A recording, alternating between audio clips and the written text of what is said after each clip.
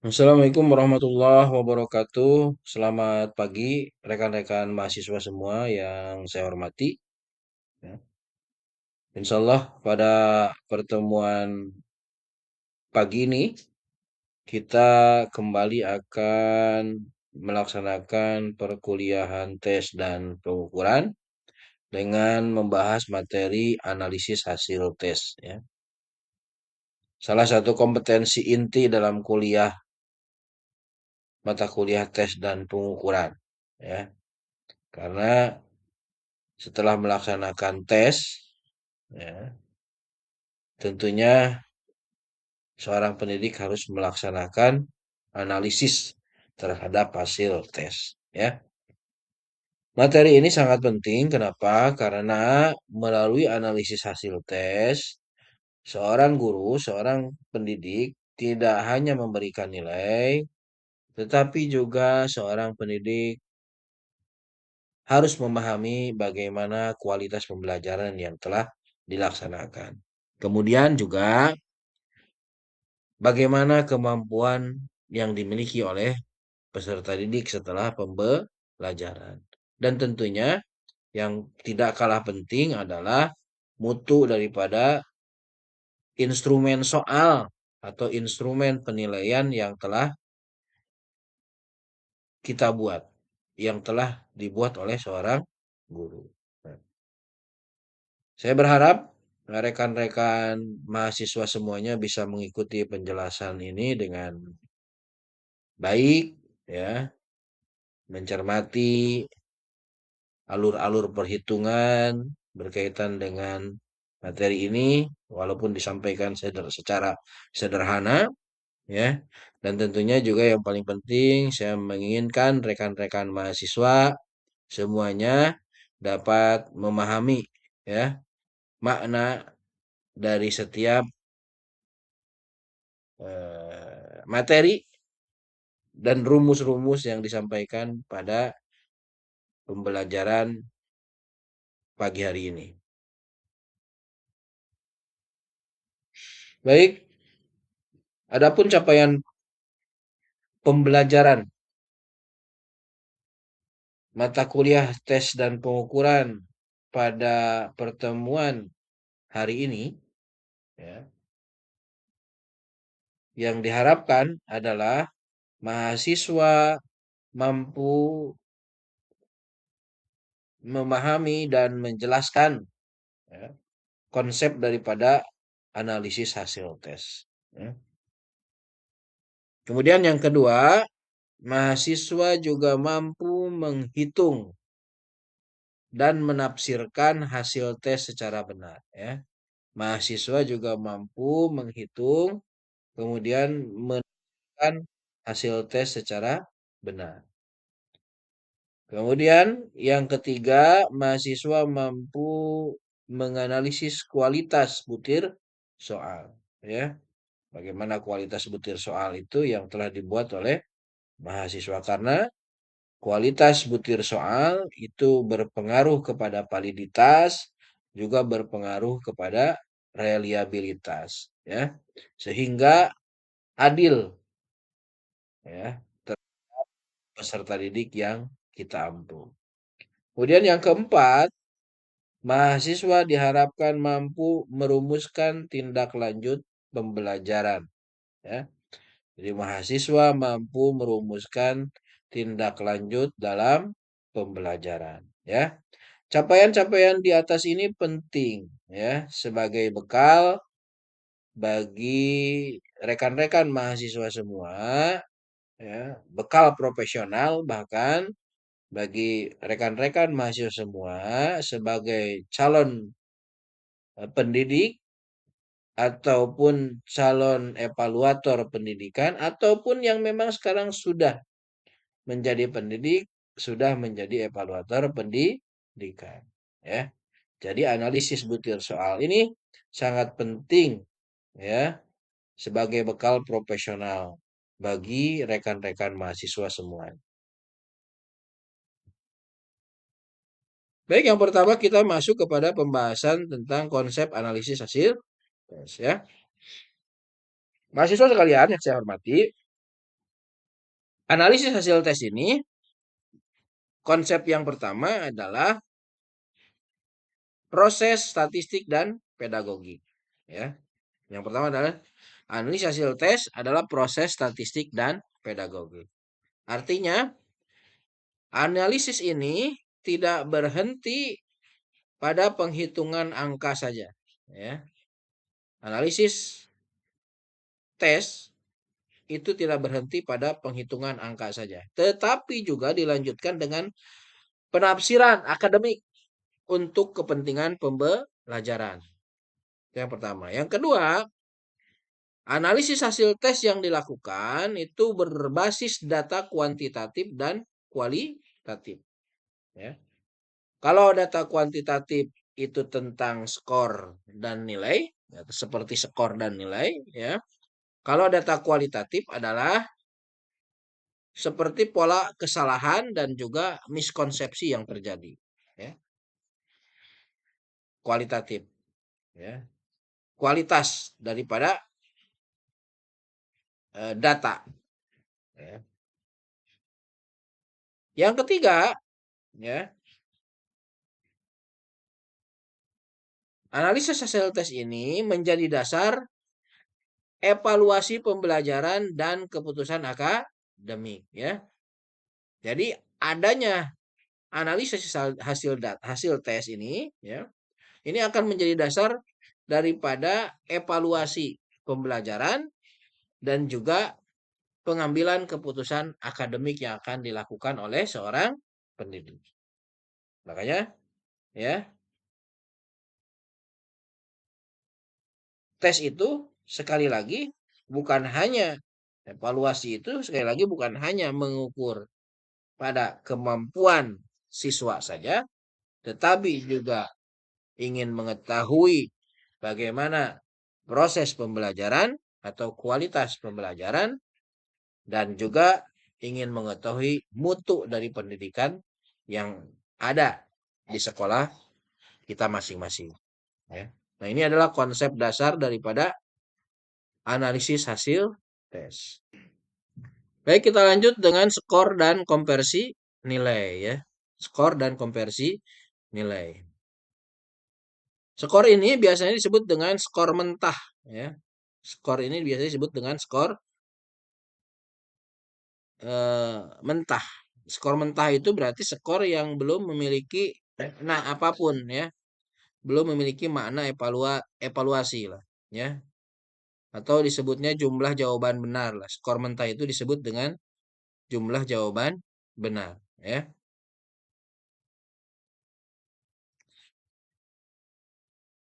Rumus skor mentah itu X sama dengan sigma B, ya. X sama dengan sigma B, ya.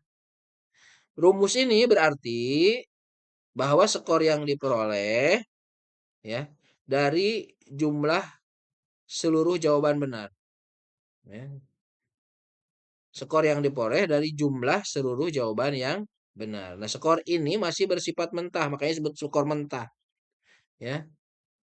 Apa skor mentah itu? Skor yang belum memiliki makna evaluatif yang kuat. Belum memiliki makna evaluatif yang kuat. Oleh karena itu, nah, skor mentah ini perlu dikonversi menjadi nilai, ya. Perlu dikonversi menjadi nilai dengan rumus. Nah, ini yang di bawah, ya. Dengan rumusnya ini. Nilai akhir NA sama dengan X dibagi X maksimal dikali 100. Ini rumus baku lah. Bapak kira, ya, rekan-rekan mahasiswa yang sudah menjadi guru pasti menggunakan rumus ini, ya. Pasti menggunakan rumus ini.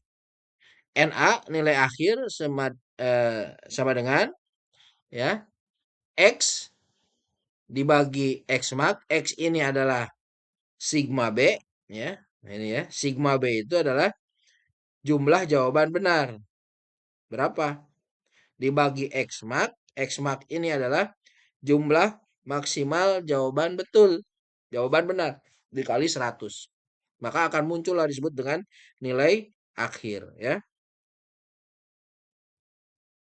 Jadi X ini adalah skor yang diperoleh, X max ini adalah skor maksimum dikali 100 ya.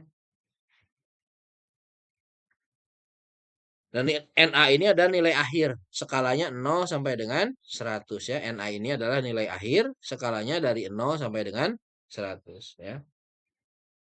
Dan ini NA inilah yang akan digunakan untuk menentukan ketuntasan belajar ya. Contoh, ini langsung contoh ya. Ini langsung contoh ya. Baik, nah ini ada contoh soal ya dari skor dan nilai ya. Nah, ada contoh soal, jumlah soalnya adalah 40. Jumlah soalnya 40. Ini kita contohkan misalkan pilihan ganda saja yang mudah ya. Jumlah soalnya 40. Berarti jumlah soal 40 ini disebut juga dengan X maksimal ya. X maksimal. Kemudian yang kedua ada jawaban benar 30. Jadi jawaban yang sudah dijawab oleh siswa atau mahasiswa itu yang benar adalah 30. Makanya ketika dimasukkan ke dalam rumus NA nilai akhir sama dengan X dibagi X maksimal dikali 100.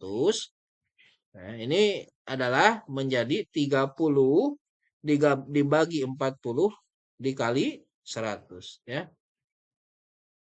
Hasilnya adalah 75. Nah, 75 ini adalah nilai yang dikonversi, hasil nilai yang telah dikonversi ya, yang memiliki makna evaluatif ya. Karena pasti ini ada apa interval nilainya ya, yang kemudian memiliki apa namanya? Deskripsi ya. Apakah A, apakah B, apakah C nilai 75 ini ya. Kalau A dia sangat baik, deskripsinya sudah bermakna kan? Oh, nilai 75 itu baik ya atau cukup. A misalkan sangat baik, intervalnya rentang berapa saja, B baik, intervalnya rentang berapa saja, C cukup ya, intervalnya rentang berapa saja, tinggal nanti disamakan dengan nilai yang telah dikonversi ya. Ini adalah contoh yang sederhana. Mudah-mudahan bisa dipahami ya. Baik, yang selanjutnya adalah rata-rata atau min ya. Ini pasti pernah belajar lah ya hal-hal begini ya. Min, median, modus ya. Min ini adalah rata-rata ya. Ya, rekan-rekan mahasiswa yang saya hormati ya. Min ini adalah berfungsi untuk melihat kecenderungan umum di kelas ya. Jadi min ini untuk menggambarkan kecenderungan pusat data. Pusat data itu ya nilai itu ada di kisaran berapa saja gitu ya, rata-ratanya berapa dari jumlah siswa yang ada ya, berapa sih rata-ratanya. Nah, itu min ya. Itu yang pertama ya. Min ini menggambarkan kecenderungan rata-rata nilai yang dimiliki oleh siswa. Yang kedua, rumusnya min itu X bar ya. X bar sama dengan sigma X dibagi N ya. X bar sama dengan sigma X dibagi N ya. Artinya ya,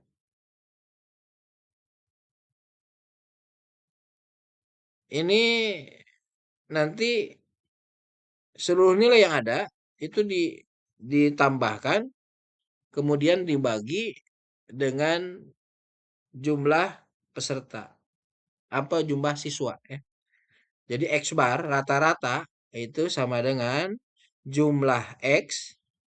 Jadi jumlah X berarti X itu adalah nilai kan tadi ya. Senilai yang sudah dimiliki oleh siswa ditambahkan semua dibagi N. N ini adalah jumlah siswa atau jumlah mahasiswa ya. Nanti akan diketahui berapa sih rata-rata yang dimiliki oleh kelas tersebut. Nah, ini min ini digunakan untuk analisis kelas ya, bukan untuk analisis individu, tetapi digunakan untuk analisis kelas ya. Nah, ini ada contoh ya.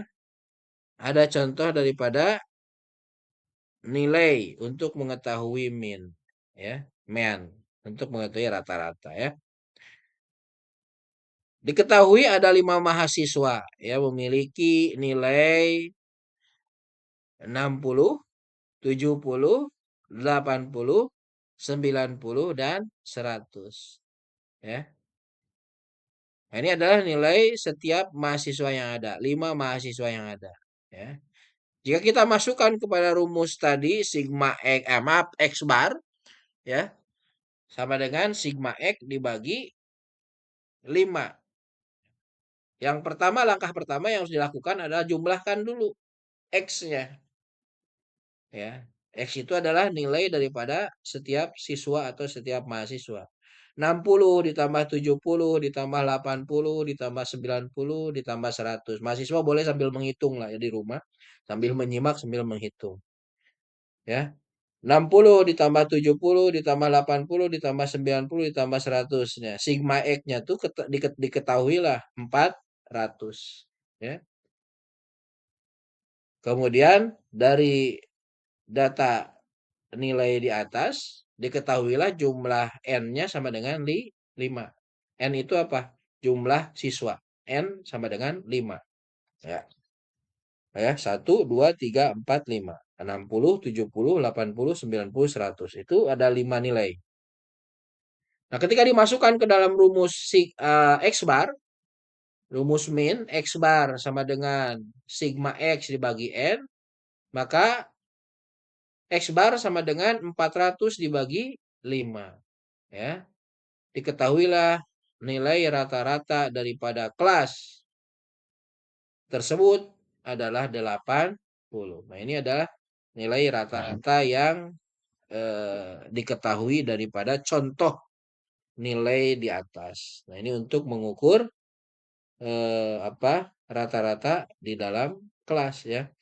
Nah, rata-rata ini akan membantu pendidik menilai apakah hasil belajar kelas sudah sesuai harapan atau belum ya.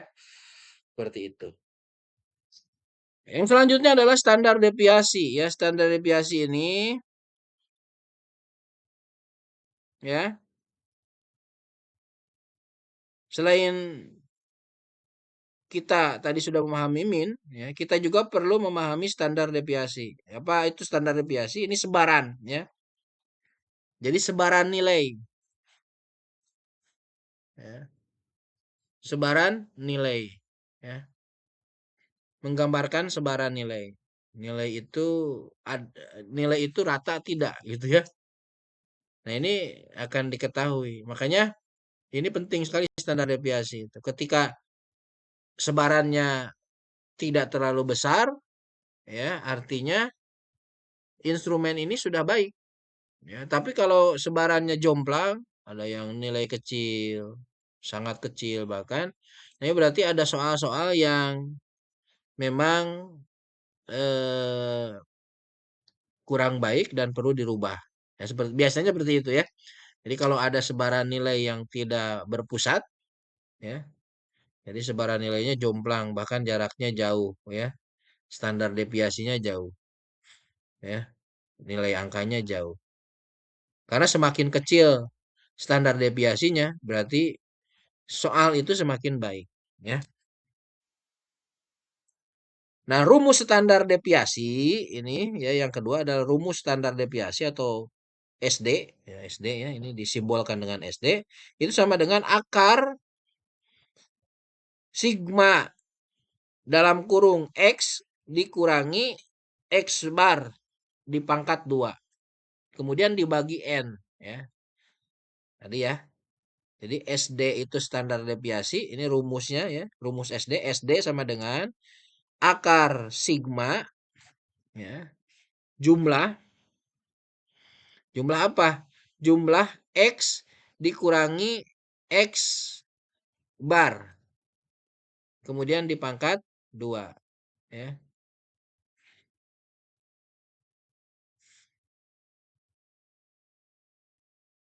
Ya. Artinya apa? Rumus ini adalah yang pertama mengukur seberapa jauh nilai mahasiswa menyebar dari nilai rata-rata ya, atau nilai siswa ya.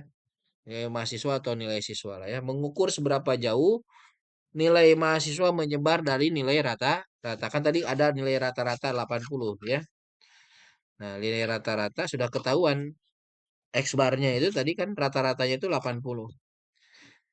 Nah, sebarannya itu jauh tidak dari 80. Jadi kalau semakin jauh dia dari 80, semakin besar sebarannya, berarti harus dikoreksi nilainya. Tetapi kalau semakin kecil sebarannya, ya, sebarannya semakin kecil, jadi tidak terlalu jauh dari rata-rata, berarti instrumen soal itu sudah bagus ya. Nah, semakin standar deviasi kecil menunjukkan nilai relatif merata. Jadi kalau standar deviasinya kecil tadi sudah dibahas ya, sudah disampaikan bahwa SD-nya kecil menunjukkan nilai relatif merata. Tapi kalau SD-nya semakin besar menunjukkan variasi kemampuan yang tinggi ya. Jadi menunjukkan bahwa eh, ada perbedaan kemampuan yang sangat mencolok dalam kelas tersebut seperti itu. Nah, ini untuk jadi evaluasi pembelajaran ke depan ya, seperti itu. Nah, ini ada contoh ya, standar deviasi sederhana lah. Mudah-mudahan bisa dipahami nanti mahasiswa di rumah bisa pakai contoh yang lain atau misalkan ada data, ada distribusi data di rumah hasil ulangan. Habis ulangan kan, nah, iseng-iseng aja bikin ya sebarannya kemudian dibuat nih nilainya, dibuat standar deviasi kira-kira nilai di sekolah itu sudah sebarannya sudah merata atau belum. Itu aja ya, kalau sudah merata berarti soal yang dibuat itu sudah baik.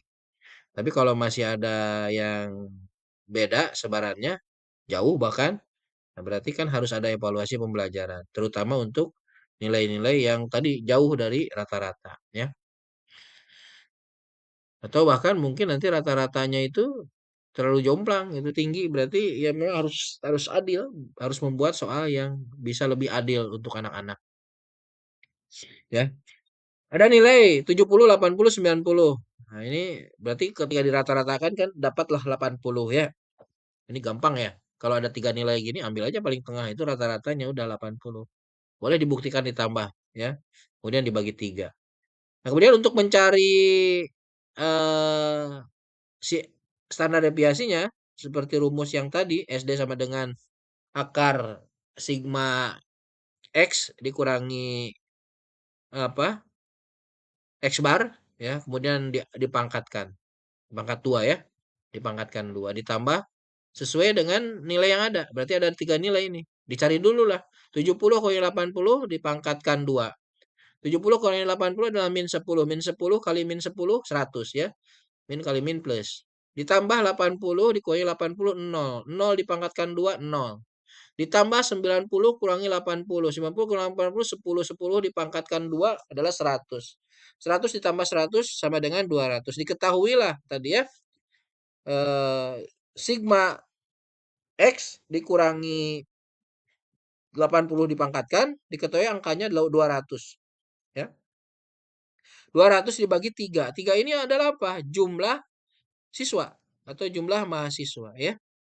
Jadi akar 200 dibagi 3 sama dengan itu ketahuilah nilainya 8,16 ya. 8,16 itu berarti standar deviasi ya, nilai standar deviasi. Nah, kalau lihat dari sini ini kecil ya, 8. Ya, ini dia 70 80 berarti standar deviasinya baik ya dari sini. Jadi kecil standar deviasinya berarti baik ini ya. Nah, ini seperti itu. Ini contoh sederhana, mudah-mudahan bisa dipahami ya.